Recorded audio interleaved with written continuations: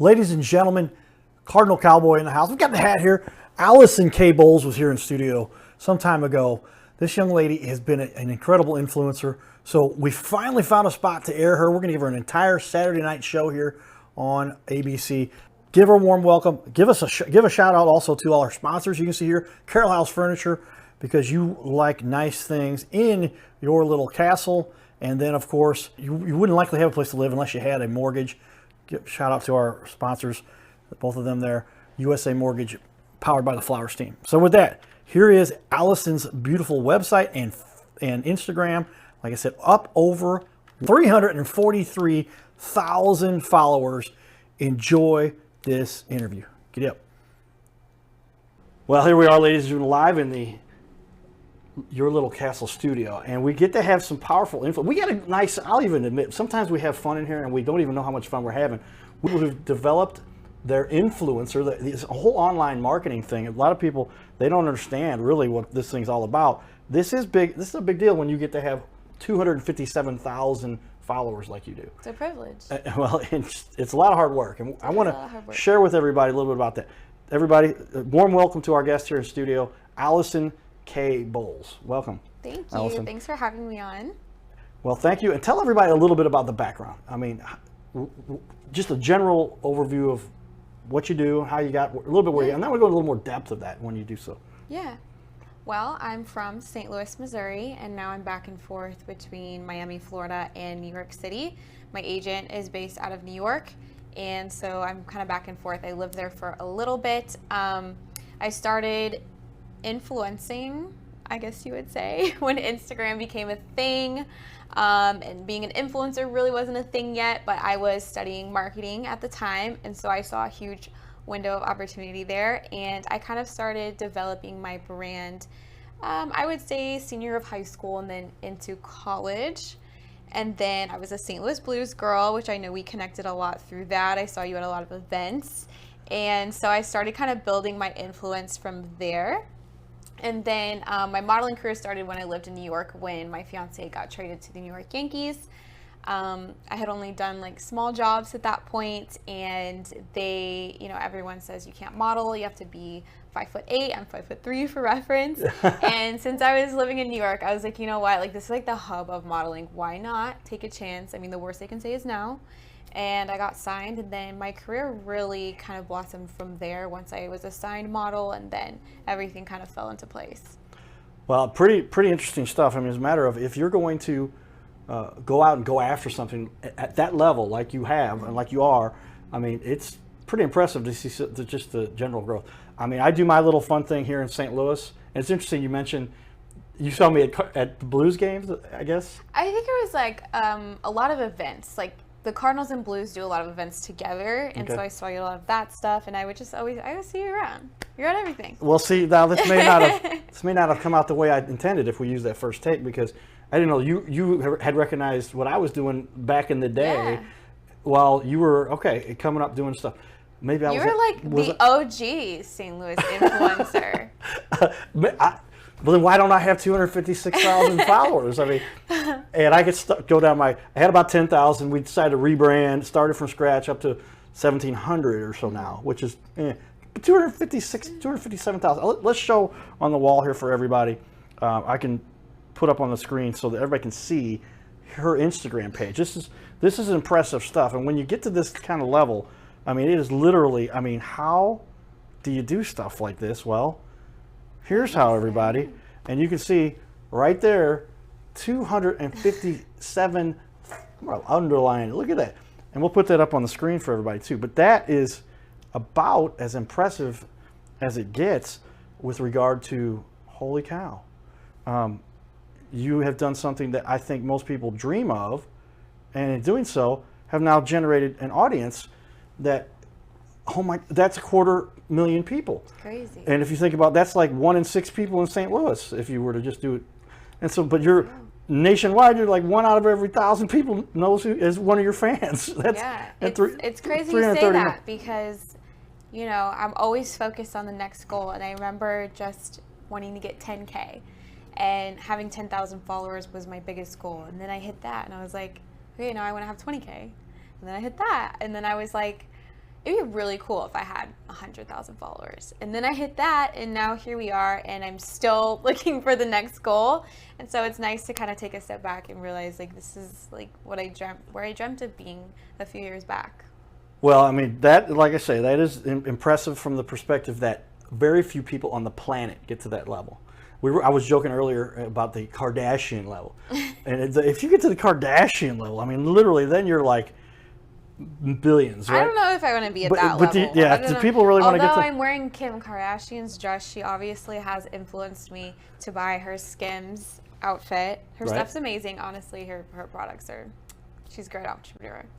I'll give her that. But at that level, you really have to face cancel culture on a whole other level. Right. I would say I've dealt with that a little bit. I'm always kind of scared what to say. But then you kind of get to a point where you're like, you know what? If people want to take something out of context, like... It is what it is. But at that level, you have to watch every single thing you say, everything you do in public. And I mean, even on this scale, on a smaller scale, you still kind of have to keep your guard up a little bit. A smaller 256,000 I feel like scale. It's a smaller scale. But That's impressive. Well, like I said, we like to talk a little bit about how it is you feel you got to the level you're at. What were the things you did? I mean, did you go around? You could do something weird like wear a cowboy hat everywhere. I mean, and there's 20 million Cardinal fans in Cardinal Nation per se. Everybody. That's what my resources at one of the executives producers at one of the stations told me. That's their target audience. And I don't know what percentage of those people are familiar with what I do. Why don't y'all like my fan page? I mean, we got to get the word out, right? Yeah. But I mean, literally, what the work she's done without, I mean, I should. If you have 256,000, I should have like 4 million. As all the goofy things I do, right? But that's not what it takes. She's done. If you want to learn how to be an influencer, follow this young lady over here.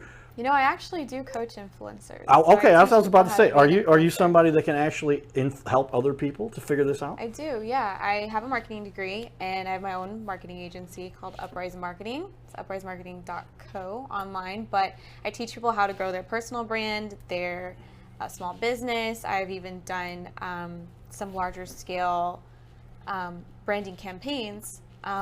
And so I teach you how to grow your brand, how to use brand strategy to gain more followers or sales, whatever it is that your goal is. Well, that is a goal for most people if they're serious about this little planet and they want to do something that is going to have an impact. I mean, I'll discuss a little my private business with regard to my TV show. And to have a show that's on ABC is pretty neat. Yeah. I don't know too many people who are doing that right now. How many people say that? That's kind of a local little thing we do. But part of the debate we have to spend with regard to growing the businesses, should it be grown more online, or does being on ABC help more? Because we can only spread our resources so far, and then we've got to get more things going, and more influencers, and more sponsors, and all the stuff that we work on. Another big thing that I think is important for a lot of people that they don't really contemplate is, and you touched on it a little bit, is that the reputation side of the world, and how you maintain that without being spammy, because how many times we have some pop-up, some email, some text, and we're like, oh, how did they get my cell phone number? Yeah. And you just don't want to become annoying. So there's that balance you find somewhere in between. But for everything I've seen you do has been really impressive with regard to professional.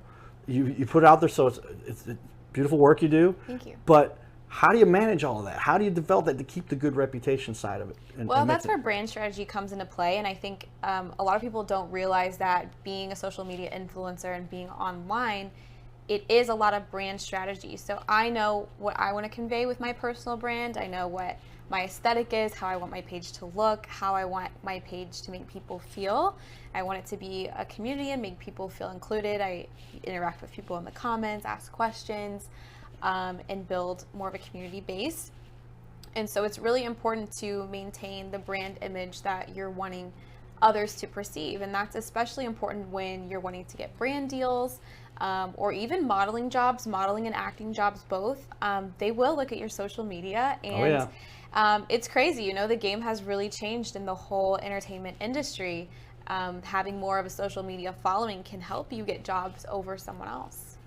Wow, and you've built it up. If you would offer to everybody one specific strategy, I don't want you to give away all your secrets, but if you had one specific strategy that helped you to really build that audience, and is it kind of a cumulative effect? Because I know when I got close to 10,000 followers, that's where Facebook's magic number is. Once you get 10,000, then they'll start playing videos on your stuff that you can get paid on or whatever. Yeah. And then you get to 200 or 20, and then did it just grow naturally after that, or what was the hardest part of what you did? Honestly, it kind of backtracked with the way that the algorithm changed.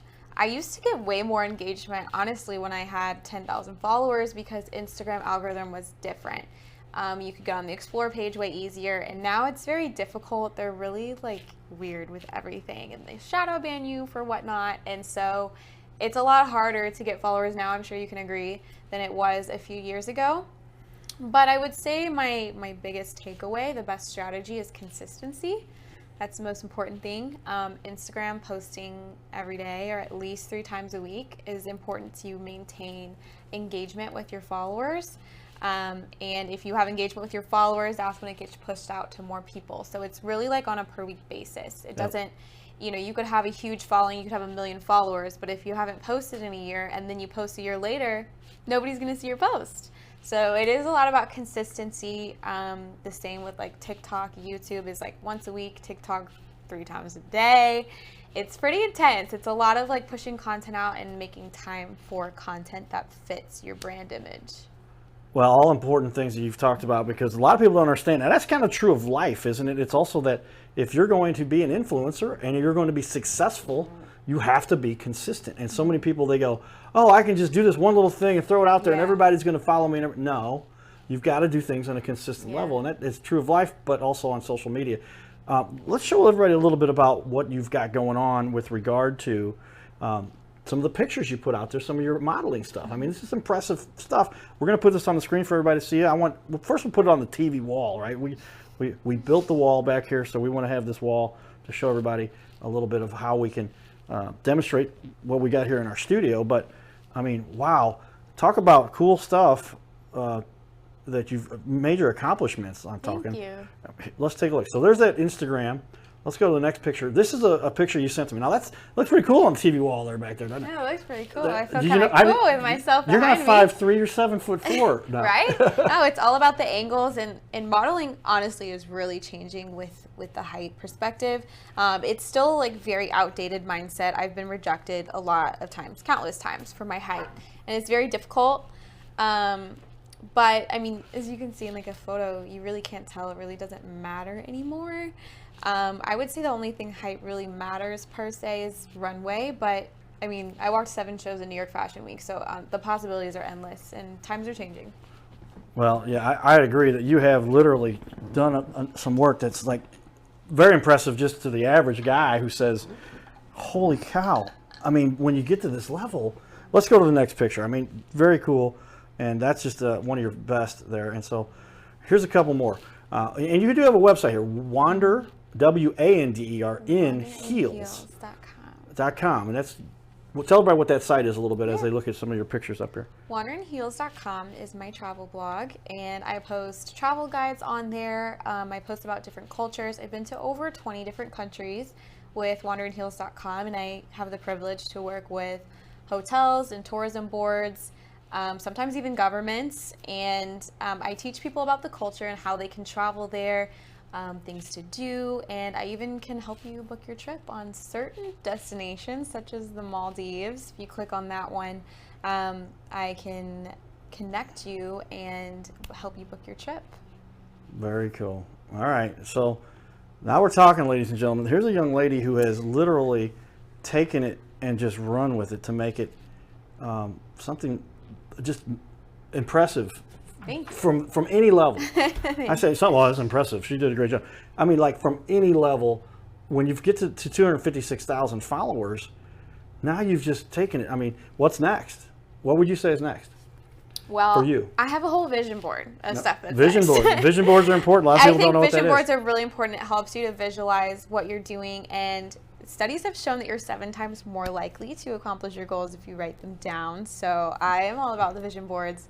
I've already done a few things on there, but what's next? Miami Swim Week is coming up in July, and that's one of my biggest goals, being petite, 5'3" for reference. I've always been told no. I've always been told you can't do Swim Week. You need to be 5'8" or 6 foot. You're not a real model if you're not tall enough. And so Miami Swim Week is my biggest goal this year, and I've already booked out some shows, which is kind of rare to book in advance. So I'm really excited for that. So I'm working towards Miami Swim Week, and then I'm, hoping to continue to grow my brand. I want to visit more countries with wanderingheels.com and just get to explore and dive into new cultures and continue to grow my following and my audience. So, and I get talking too much too, ladies and gentlemen, because I got so many questions, but what would, if you had said, I'm starting off, I want to do this, what would be the first thing you say somebody should do? I want to be a model, or even if I'm an influencer, or even just a successful business person. Yeah, just start. Just start. I teach people how to build businesses too. I mean, you just have to start. The number one reason why people don't start their dream business or start the business or Instagram or anything that you want to do that they've wanted to do for years and years is because they want it to be perfect. And so they don't start because they're waiting for everything to be perfect and have, the perfect setup and the perfect page and the perfect aesthetic and the perfect financials to open your business. And honestly, it's just about getting started, and you learn as you go.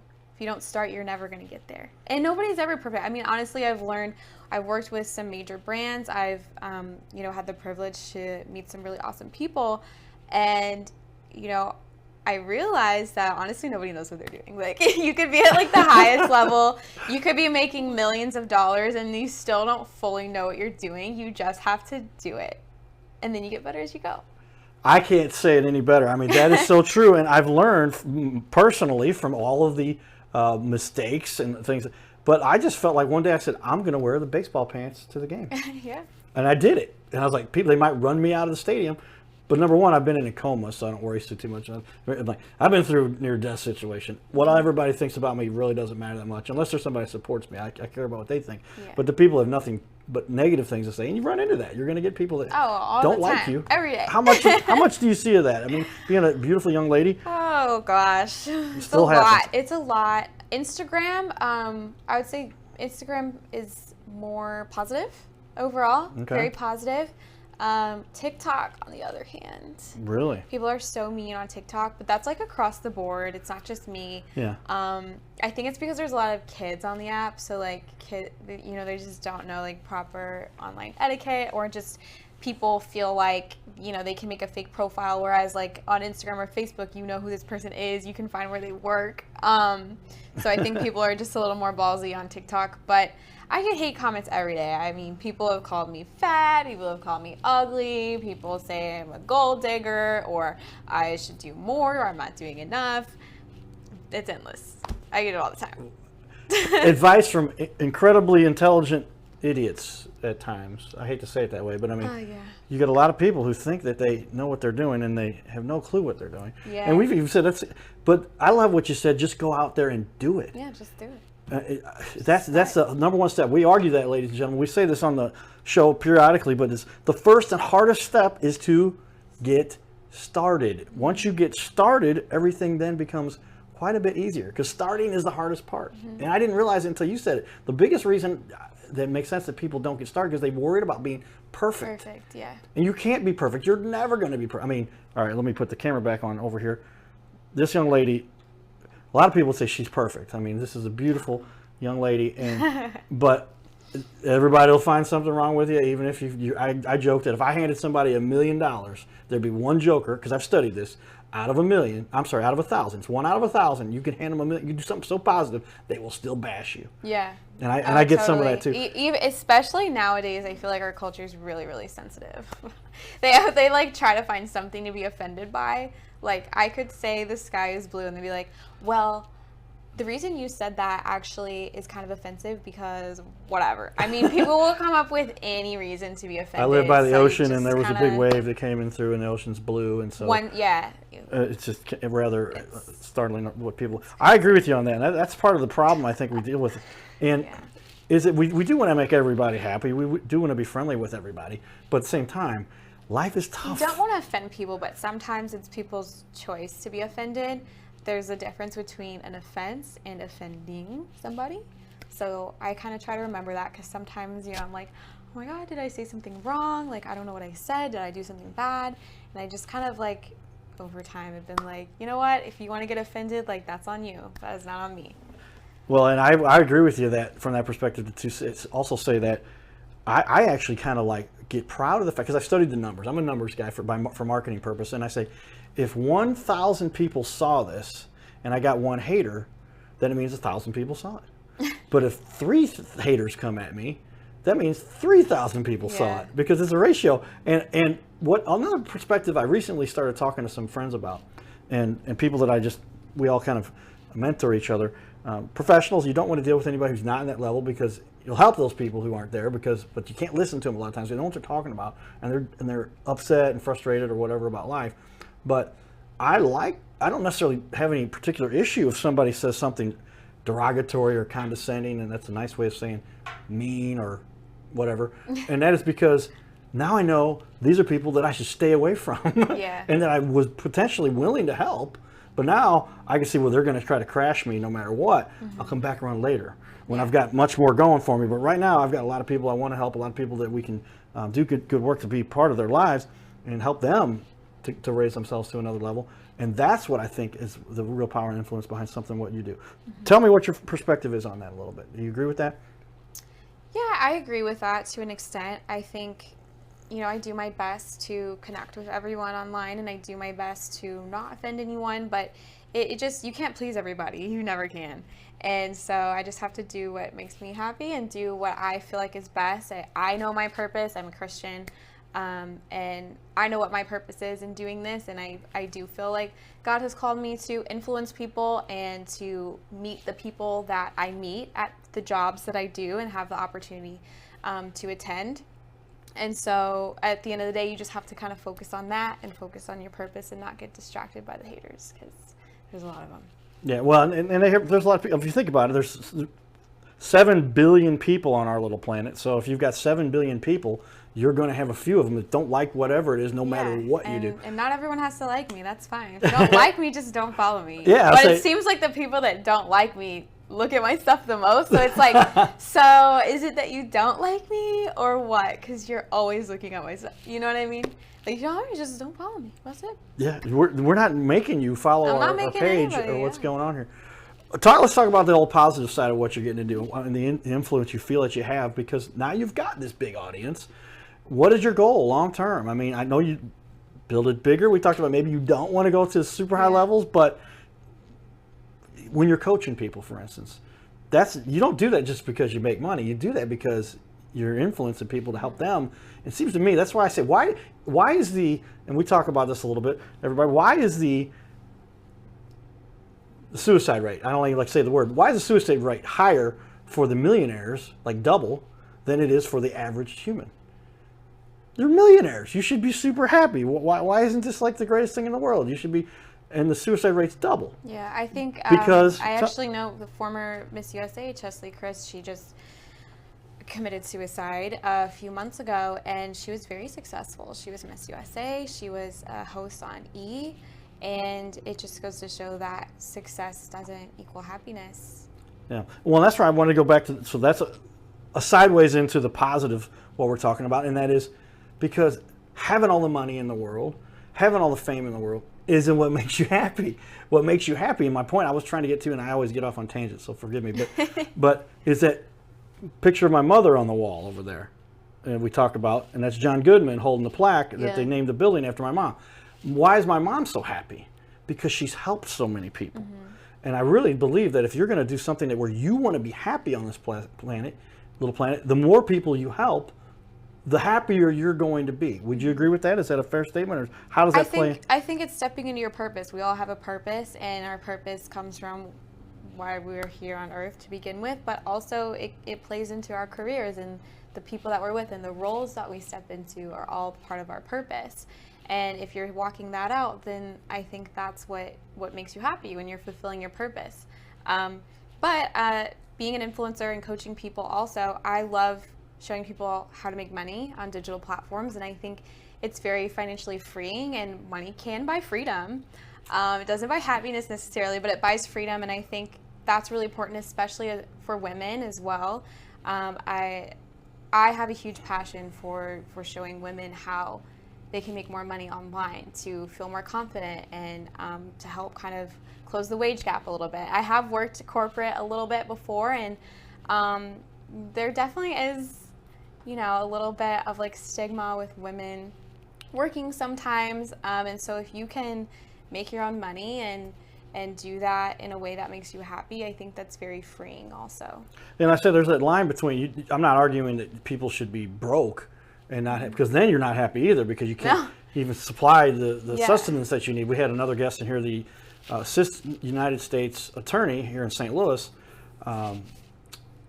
Rodney Holmes, and we talked about Maslow's hierarchy of needs, and like you have to, did they teach that in high school where you were at? Yeah. And so psychology class, I think. You've got to have the base to start off with, where food and security. It's like food, shelter, security. Yeah, and then all the way up to self-actualization. I forgot on the top of the tripod now. I remember, but at the top. But that's when you really get to help other people. But there's somewhere in between. And having all that money doesn't really make it all that. To have money is nice, but it causes a lot of problems. There's that happy medium. It sounds like your target, to be happy, helping people, and well off enough to where you don't have to struggle, because if you're struggling, you can't help as many people, right? Yeah. But if you've got enough resources to where now you can start showing other people how they can then provide for themselves, like you're doing, that's really cool. Yeah. Talk more about where that is going for you and what your long-term goals. You've got, we're going to show a little bit more of the pictures we've got for you on our TV wall, if you will, everybody. Let's put this back up for you guys there. So a couple more pictures. And so there's this picture of you on the left. That's a Jeep, obviously. And that, where is that at? That was actually at Miami Swim Week last year. I was doing a campaign for some of the swimwear brands there, and Topo Chico that I have in my hand. It's kind of like a collab with everything. My friend Michaela actually took those photos. I met her there doing this campaign, and now we've gone to Mexico together, and we've done a ton of campaigns together, so it's really nice to have those kind of people in your corner too. Next one here, it's a couple. You told me a little island. Where's that located? The Maldives, yes. It's an islands in the middle of the Indian Ocean. It's amazing. It's like one of the best places I went. We stayed in one of these, I don't know if you can see here, one of these overwater villas, and the coolest thing about I'll let you point that out here. Go ahead. And can you see it? Yeah, there you go. Yeah. One of these overwater villas. The coolest thing about that is that I went with a Dani, by the way. We could just dive off of, our deck out there and just go snorkeling. Just could snorkel around, right out. Yeah, there was a coral reef. We saw octopus, stingrays, little sharks, big sharks too. I swam with some big sharks. So Dani was scared. I wasn't scared. I was like, it'll be fun. Very cool. We're about to run out of time here because we got only a half hour to talk on our show, but wander in heels, get anything you can imagine to travel, the best experiences in the world. You can share that with people. Real quick, and I kind of teach people how to travel on a budget too. So travel on a budget. That's a key for a lot of people. How many people? Well, we hope you really enjoyed this interview with Alison, an incredible influencer, somebody who really makes a little difference on our little planet, and somebody who's influencing our world in a great way. So check her out. Go check out her social media. It's Instagram.com/Alison Bowles, and find out more information from her as she helps people to become influential on this little thing called the interwebs, right? Giddy up.